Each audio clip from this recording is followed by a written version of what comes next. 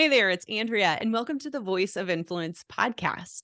Today I have with me James Satterwhite, who is the CEO of Advanced Glazings Ltd, with focus on domestic and international growth for the unique and timely light, redirecting, and highly insulating glazing units branded as Solera. James, welcome to the Voice of Influence podcast. Thank you. It's really nice to be here with you, Andrea, and thanks for the invitation. I look forward to the conversation. So you've had a lot of experience over the years in different companies. Can you give us a little more context for sort of the progression or the trajectory of your career?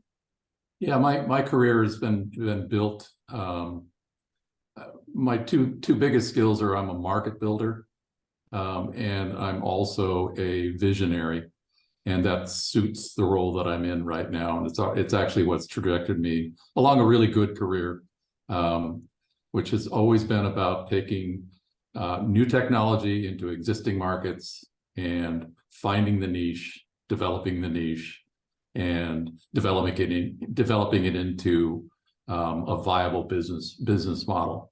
And I've done that numerous times in my career, and everything that I started with way back when, I hate to date myself, but I've been doing this for a little while.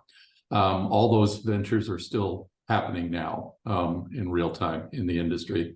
They've all been focused in the same niche that I'm in here, which has been in building and construction, specifically commercial buildings, and the specifically with the fenestration materials that go on the envelopes of the building. And that long journey has actually brought me to AGL, and I've been doing this now for AGL for almost 9 years now. That's an interesting industry to be in right now. Can you give us kind of like the layout of what is going on in the commercial building industry? What is going on with office buildings right now? Well, with commercial buildings that are used for offices, schools, universities, that whole type of something that is non-residential is probably the right way to think about it. And yeah, there's a lot going on. There's a combination of things happening. I mean, COVID was a huge interruption to the built environment, and specifically to the behind the scenes things that happen in the development of buildings and or the development of planning for restructuring buildings, remodeling buildings, and all the rest of that. There were economic issues that came along. There was purely structural problems that came out of COVID in terms of how everybody that's in the value chain to make building and renovation of buildings happen were drastically interrupted by COVID, as was our business too. Obviously, we're kind of the tail of the dog. We were getting wagged by everything that was going on out there. And so that was going on. That caused a big interruption. But there was also at the I wouldn't say the tail end, but in a very mature movement that was taking place at the regulatory environment around buildings and how buildings actually function from a carbon standpoint, from an energy efficiency standpoint.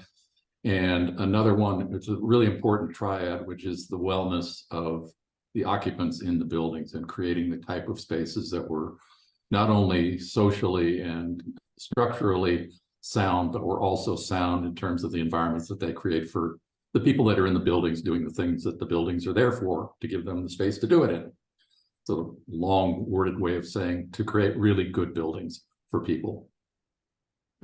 And so at the end of that, there is this now regulated environment out there for the built environment, for creating spaces that are that are energy efficient, that are carbon neutral, which there's a momentum towards that by even the year 2030, and that have significant benefits for the people that actually are housed in them.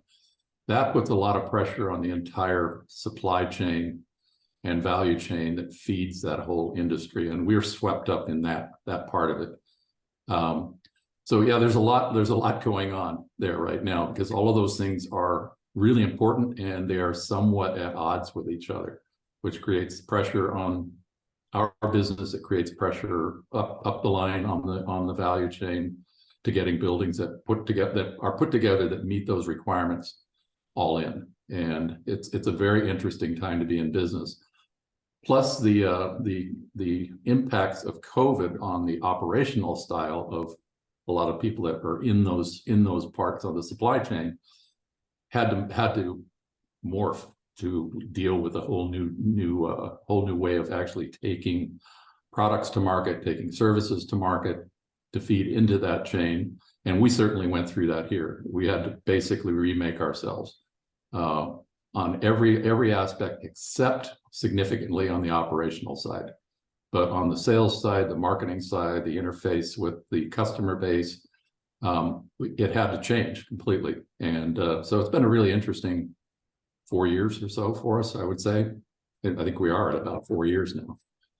So yeah, it's definitely been interesting. But we are in the place right now where I will say that the kinds of work that we're doing right now are significantly better than what we were doing before.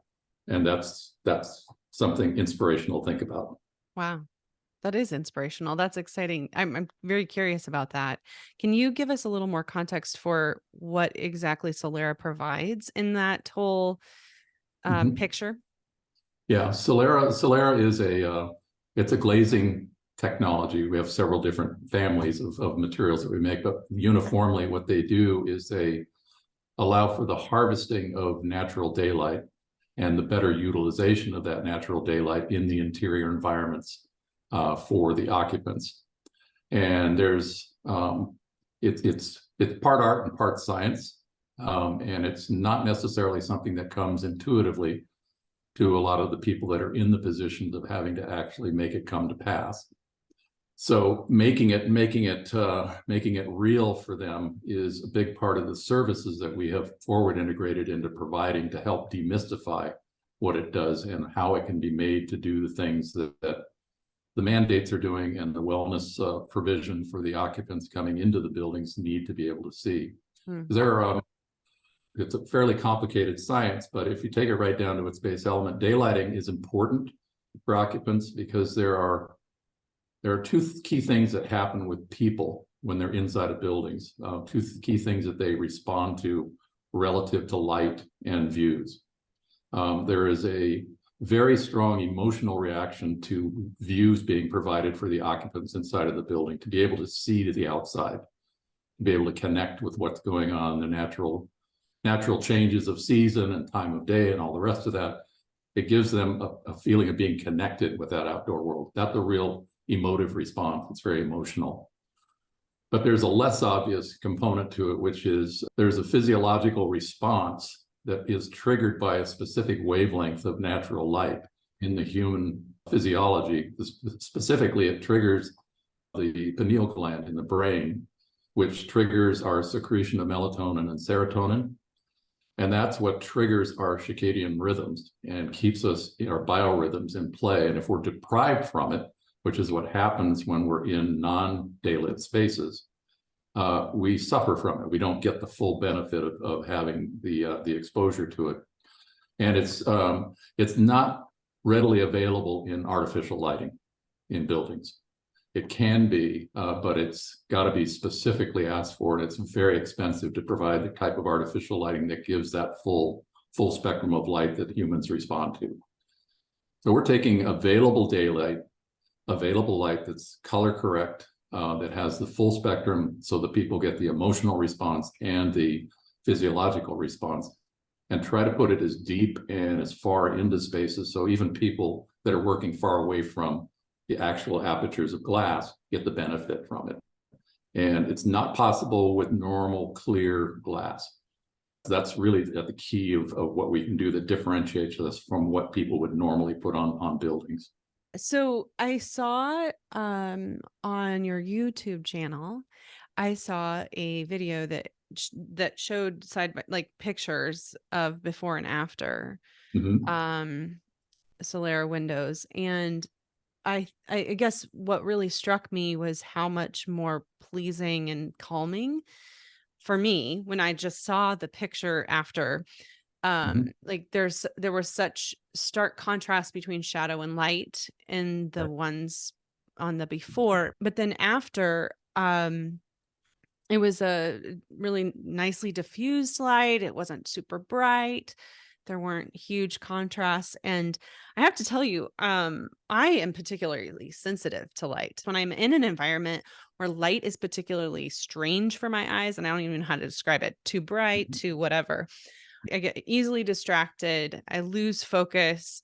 I easily, I guess my capacity for being involved and engaged with what I'm doing drastically drops. And I don't know if that's what you guys see too, if that's part of the research that you have seen, but that's definitely my experience. So when I saw this, I was like, this is important. This is Mhm. not just we need some windows for our building. Right.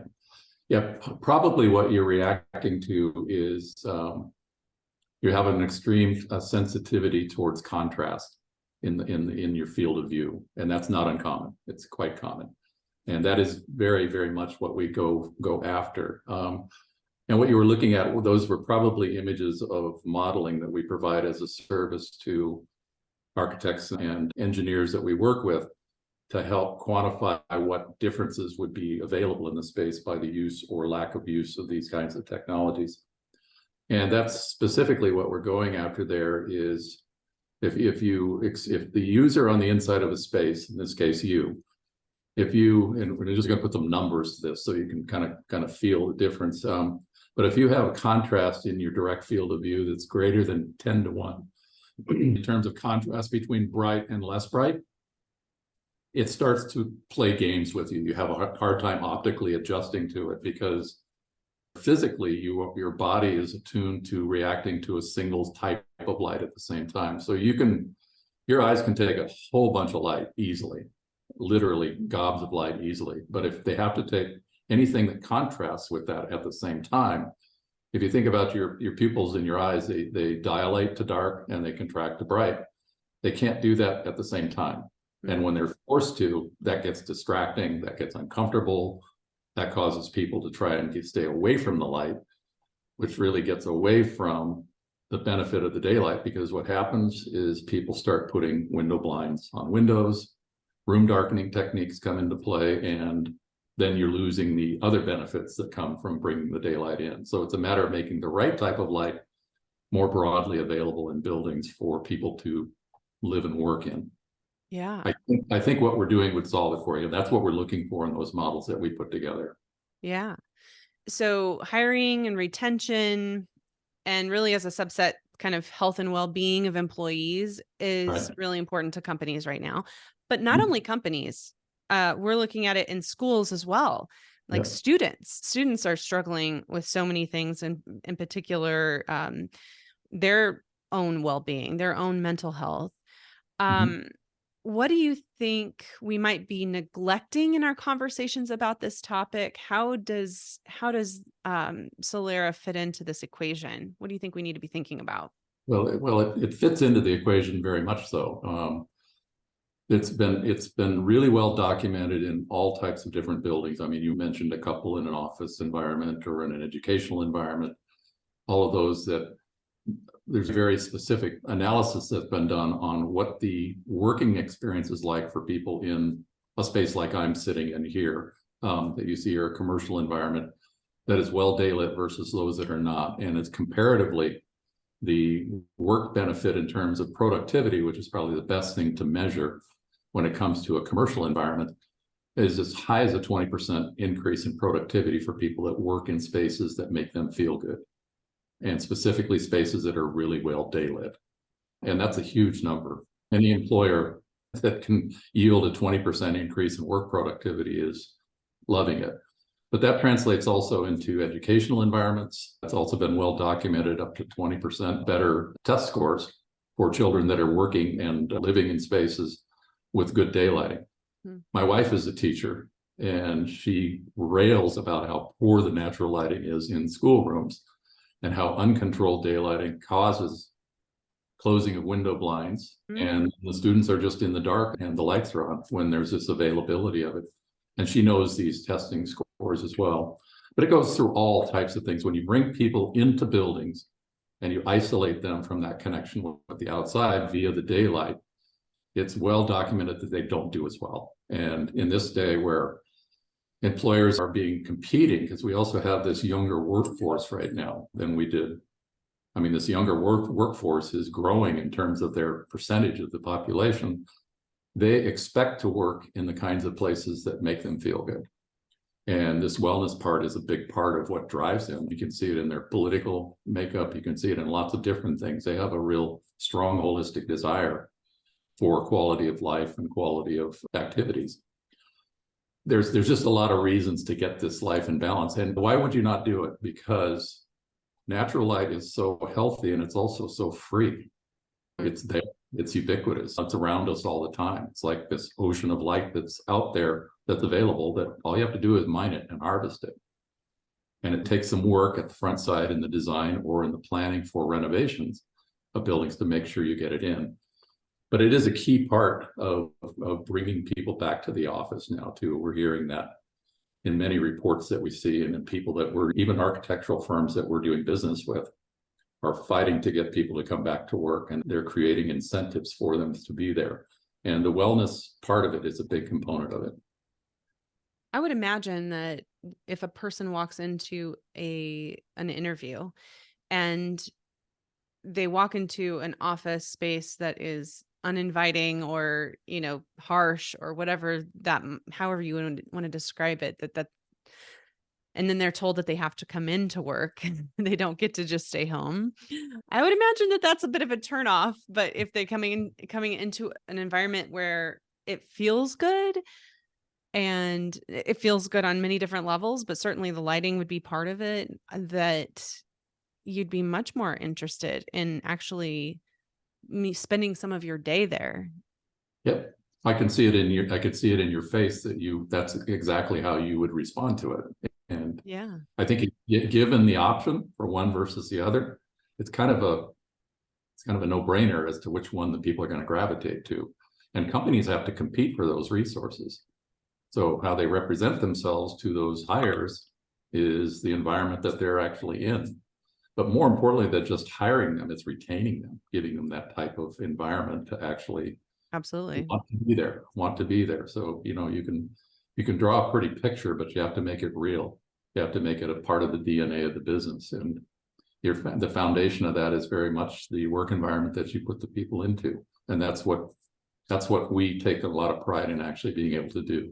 We really have created some big impacts on some really, really beautiful structures. And it's a big part of every day. And we celebrate it every time it comes off well. And we really celebrate it because the first time that we do it well with a specifier, which our way into a building is at the architectural level, when they're actually developing the building plan and or the renovation plan.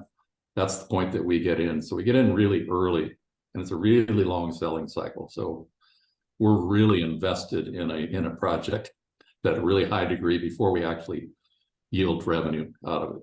But when we yield the revenue and the building is exceptional, we celebrate it, and we celebrate it because the people that did it come back and they do it over again. And it's a recipe that works and succeeds, and that's what we've been building our business around. How long has Advanced Glazing's been around, and how long have you been the CEO?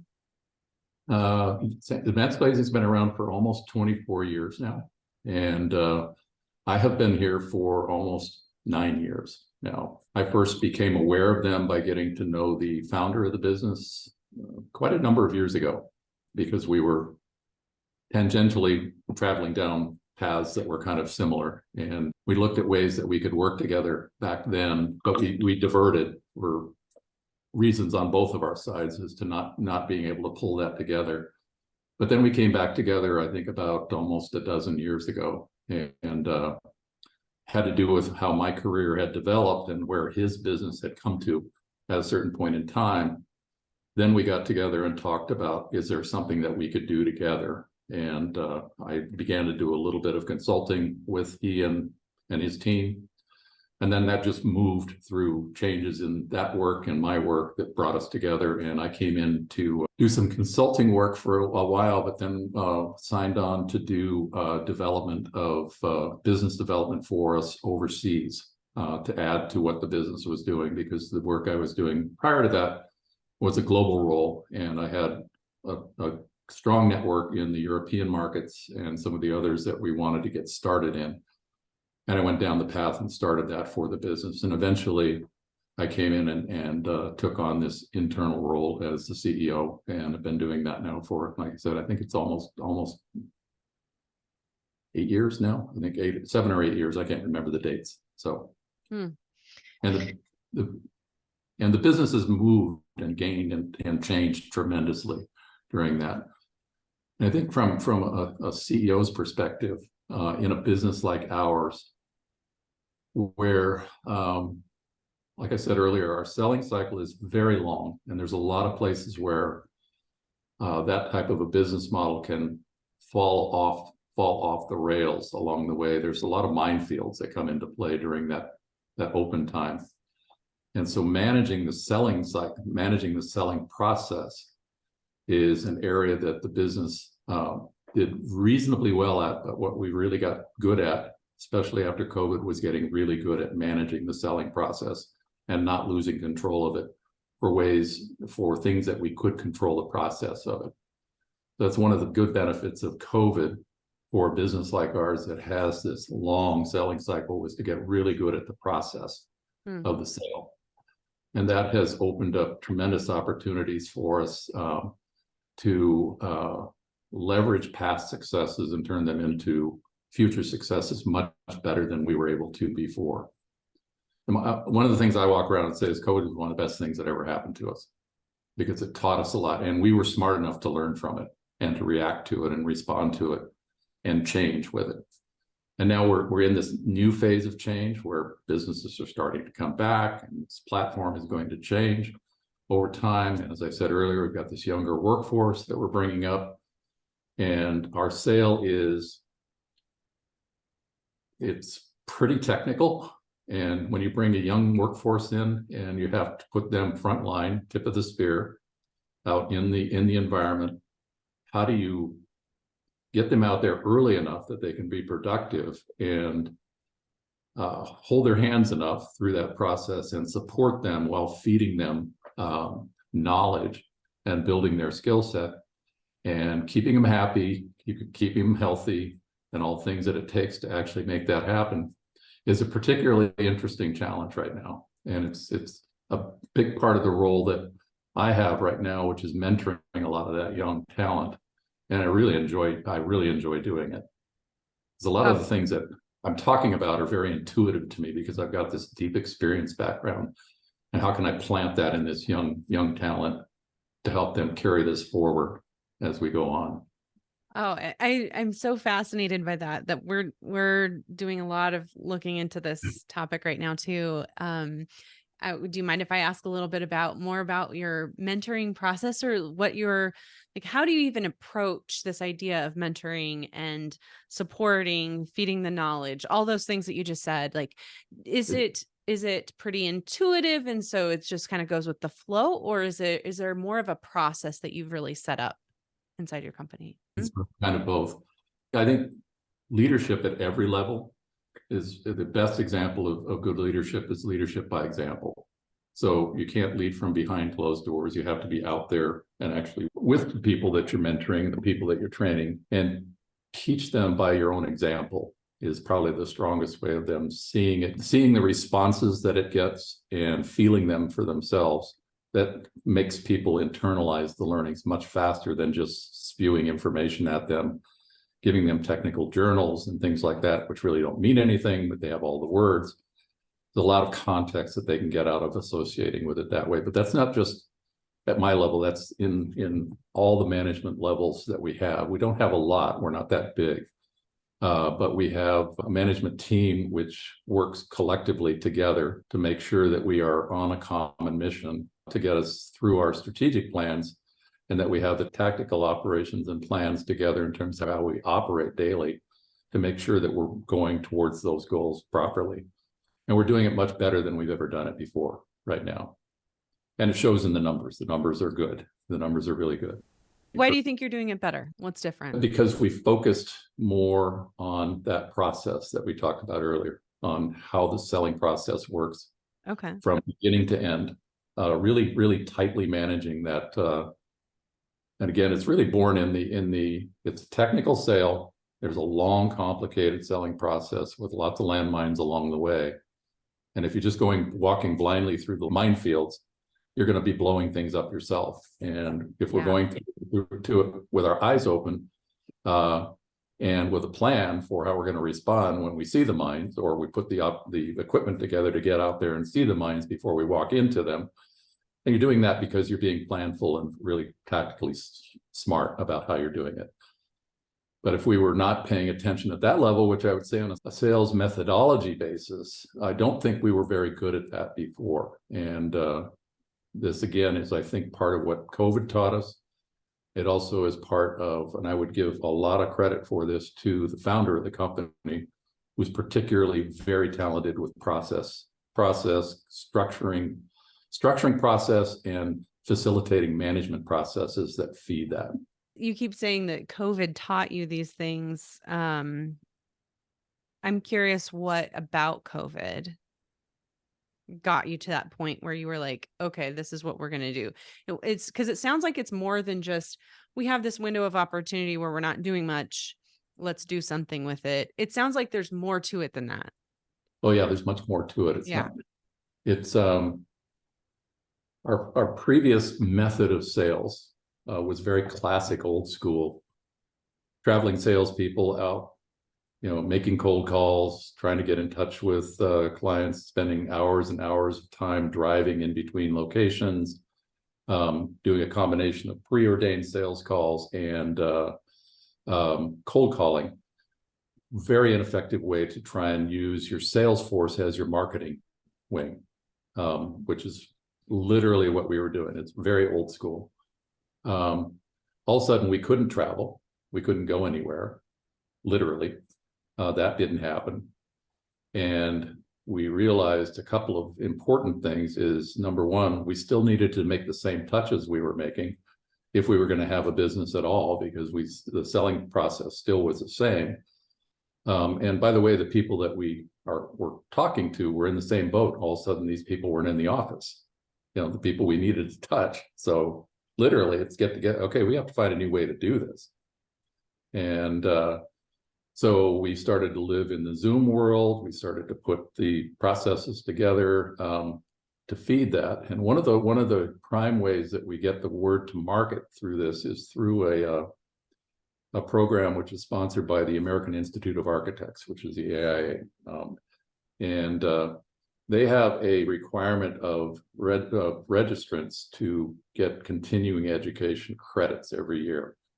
And one of the ways they do that is through this sponsored series of lunch and learn programs, where manufacturers and or service providers can come in and entertain them through literally a lunch and learn, which is educational in nature. Yeah. Zoom was a big benefit for us because we were actually able to deliver more messages more quickly and better than we were able to do by packing up the samples, getting in the car, getting on an airplane, going through all of those maturations that it took. So we got very good at that. And because we were so focused on that, our inbound work grew substantially as a result of that. So we were more productive, we were better at it. And because we had more coming to us and because we were so focused on it, we really got the process dialed down to a really good, well-maintained playbook, actions that every person that was involved in the entire sales process was focused on, was well coached on, and measured on. And we just got much better at all of that. So our productivity per man hour has gone up, way up as a result of it. The other part about that needs to be managed, though, is it isn't as personal as it used to be. And at the end of the day, you're still talking people to people, and you're still working people to people. So you have a new set of skills that you need to get through to maintain your ability to get that emotional connection with the people you're working with. But you have to do it in a different vehicle. And I'm not sure how we actually managed to do that one, because we are better at it now than we were before. And we're creating new friends all the time. We're creating new people that are specifying the materials and services that we bring to them. So something is working right. I can't claim to be totally aware of exactly all the nuances of that. Wow. Yeah, I mean, when you educate people and they feel smarter because of what you've brought to them, there is a Yeah, different kind of connection. yeah, yeah, there is. It bonds you together in a different way than the old classic sales where you'd walk in with a brochure, you'd put it in front of them. Would you like 6 of these widgets? That type of a thing. Yeah. And everybody's been through that, but it's definitely not the arena that we're playing in. Right. And You're not a yeah, window commodity. we're definitely not a window commodity. No, we're definitely not that. We're a much more complex item than that, which is both a good thing and a bad thing. But we happen to be in the right arena right now with this confluence of sustainability and energy efficiency, which we make products and systems that perform at a completely different strata than a lot of other materials that are out there. And so we're seeing some tailwinds that are coming behind us as a result of that, that are giving us a good way to keep this momentum that we've established over the last 4 years, and taking it forward. We're quite bullish on what we see ahead of ourselves, provided we keep focusing on the things that we've done that are working for us. When you're looking now into kind of the end of 2023, looking into 2024, what are the kind of the biggest challenges and opportunities that you're seeing for you? Okay, I'll give you one that's both a challenge and an opportunity. So you have a building owner has hired an architectural firm to build whatever. Okay, it's going to be a new school or a new school district, or rebuilding a high school complex for a school district that's grown. They need a complete new set of buildings, which are now going to be built in a way which meets the newly mandated construction codes that are regulated, that takes the performance of that building on every level to a much higher level and at a higher cost than what they may have previously been budgeting for. And all of those things, the soft benefits of the daylighting, the energy efficiency, the carbon reduction, all of those types of things, is a much more complicated landscape than that architect has had to work their way through before. And the architect is, again, where that's our entry into these projects. And the problem is that they are now all of a sudden given this palette of new objectives that they have to meet with that building, and yet they want to design in the standard sense of what they're used to doing, because they all have a programmatic way of putting a building together. And I want to use that term loosely because I don't want to pigeonhole them into that, but they all have their methods and the type of building it is that they want to build. And these new codes, specifically about the energy efficiency and the wellness, come into conflict there with their classic way of actually putting a building together. And that's the conflict that we have. It's a conflict and an opportunity. They're in conflict, and we have to show them how we can supply them with a solution to a number of pieces of that conflict they have in a way that's cost effective. It's different than what they're used to, but it will deliver on what it is that they need to deliver, and in many cases actually make it even better. Because many of them will not focus on some of the things we started talking about. Was the comfort of the illumination for the people inside of the buildings, the style, or not the style, but the type of light, where you were talking earlier about the contrast versus the comfortable, diffuse, light delivery. That is a new kind of a means for people to think about how to illuminate the inside space. Many people would take like this space behind me, and this is a combination of our diffuse glass and clear glass. In the classic sense, people that are programmed to doing it a certain way, all that glass would be clear, and there would be an enormous amount of glare inside of that space. And that will not work in this environment because of two things. Number one, it's incredibly energy inefficient to do it in that classic way, and they all know it. And they have a hard time making that transition between what they wanted to do before and it just won't work now, versus what this represents here, which is a combination of using these diffuse materials and these clear materials to meet the energy regulations, better illuminate the inside space, do it in a more cost-effective way than other options they would have, but it's programmatically different than what they were used to. So it complicates the front end of the sales process for us. But the external forces that are saying you can't build that the way you used to build it are driving them to where they have to be open to it. And I had a meeting last week with an architectural group here locally, which I'm in the Boston area. And we were talking specifically about this, and one of the senior leaders of the firm got to the end, towards the end of the presentation. He says, I get it. I totally get it. I totally get it. But I have a real problem in that I can't put all this clear glass on this building. It's just how we do things. And I said, Arun, I shouldn't say his name, but Arun, because I've worked with him before, I said, this is the conundrum that you're finding yourself in. And this is the way to solve that problem. But you won't be able to connect people through clear glass ubiquitously in all buildings anymore. And there's tons of articles out there in press and whatnot as a result of it. But with the method that we're giving them, this is one of the advantages that we have, is that they don't have to go to darker interior spaces. They can actually go to brighter interior spaces and meet those requirements. So that's why I say the challenge is the macro conditions that are in the market that are driving this change. That's the outside condition. The challenge for us is communicating that to them in terms of this is a solution to that problem. So you're actually having to really quantify the problem for them and give them the solution. You know, I liked your analogy earlier about landmines, and it just sounds like the opportunity, the challenge is to help the architect or the customer to navigate through the change that has to be made. Exactly. So if you can be the guide through that process, they're going to make their jobs easier, while at the same time, hopefully selling more. Hopefully. But it's a very unique selling property. So the industry that I'm in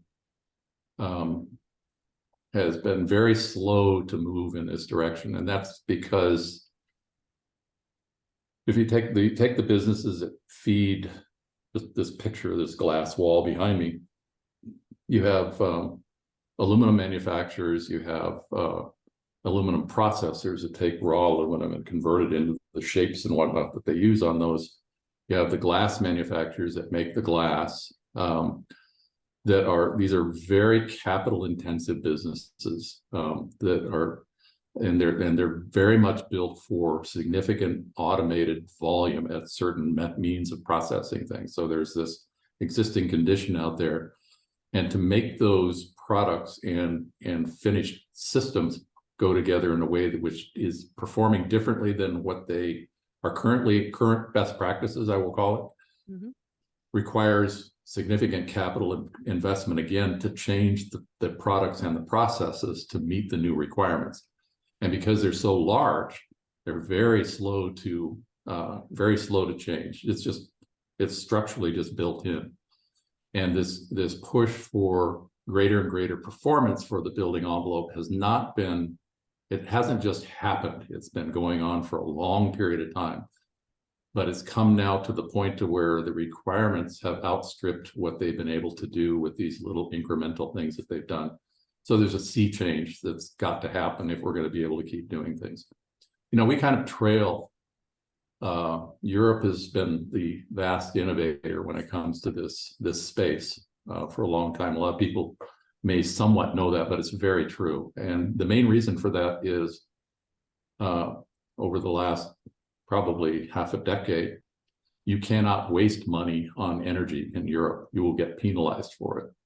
And here, energy has been so inexpensive comparatively, we've just been able to waste it. But as soon as you bolt it on sustainability onto that and carbon reduction, and all of a sudden our energy is more expensive, we reached an inflection point to where it's beyond the pain point where things have to change, and they are now mandated, and they are changing. So it's both a challenge and an opportunity. Yeah. Especially for people like ourselves that are smaller, but have innovated to get to those points that those products that the market is now demanding for those products ahead of that cycle.